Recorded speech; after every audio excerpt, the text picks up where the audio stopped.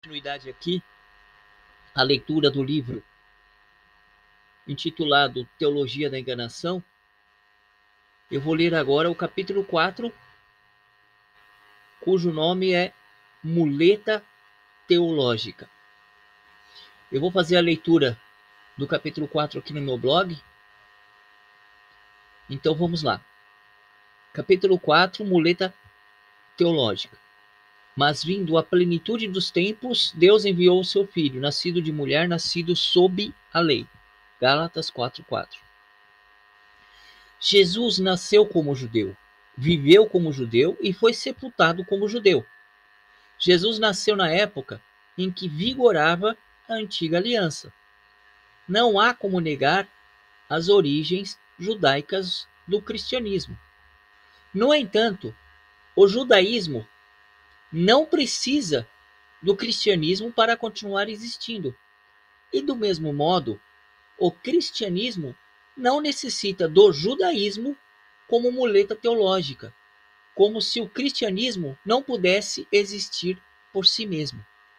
Cada um deles, judaísmo e cristianismo, possuem suas próprias características que o definem enquanto religiões distintas. Inclusive, uma das diferenças principais entre eles reside no fato de que no cristianismo o Messias já veio, a saber, Jesus Cristo. Já para o judaísmo, o Messias ainda não veio, pois para eles Jesus não é o Messias esperado. Por isso, a Bíblia dos judeus não possui o Novo Testamento.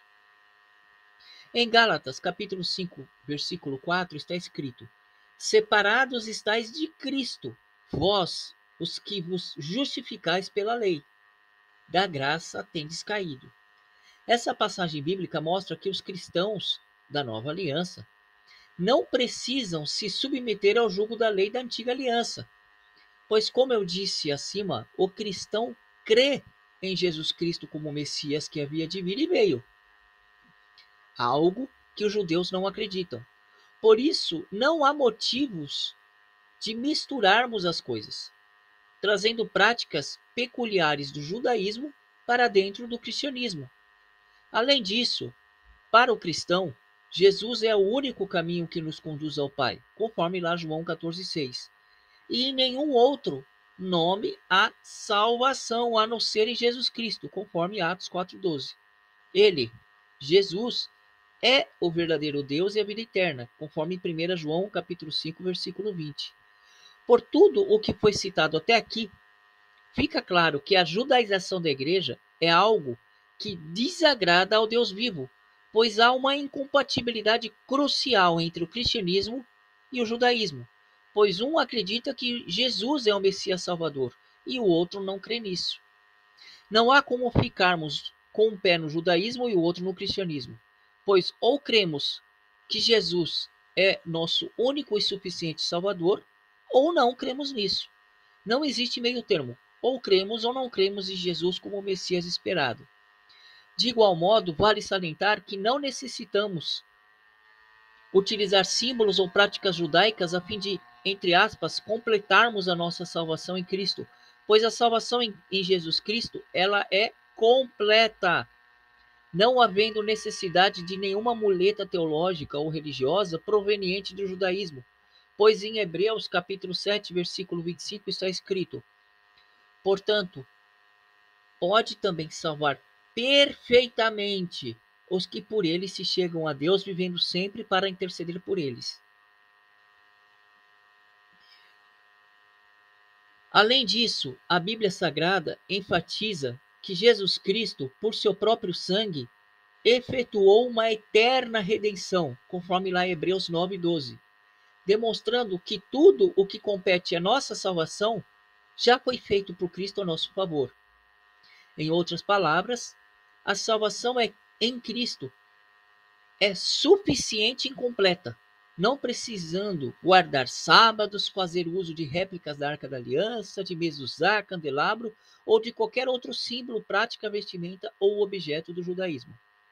Outro ponto importante que vale ressaltar diz respeito ao que Jesus disse para a mulher samaritana, saber: Disse-lhe Jesus: mulher, crê-me que a hora vem em que nem neste monte, nem em Jerusalém adorareis o Pai. Vós adorais o que não sabeis, nós adoramos o que sabemos, porque a salvação vem dos judeus.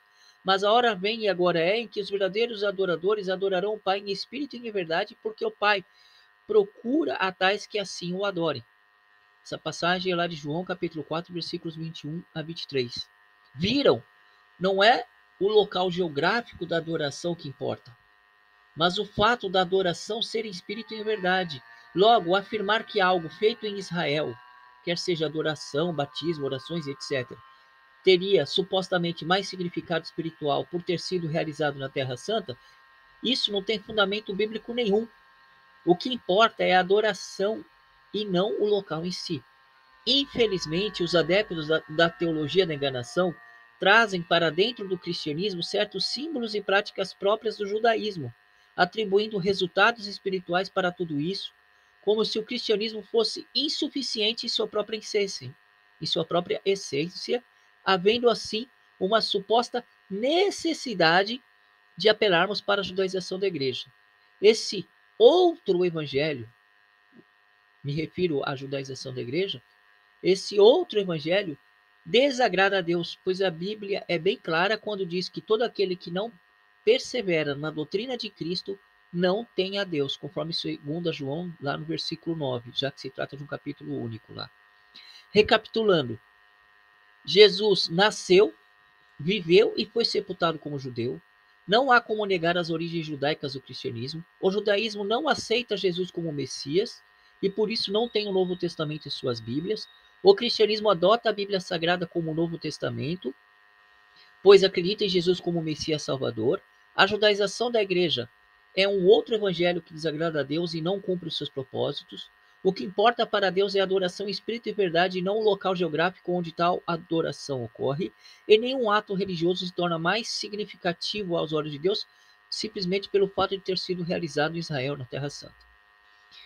Então, é isso, gente. Judaização da igreja não é algo que agrada a Deus, e espero que vocês tenham gostado desse capítulo. Posteriormente, lerei outros capítulos do livro intitulado Teologia da Enganação. Até mais, que Deus abençoe a todos.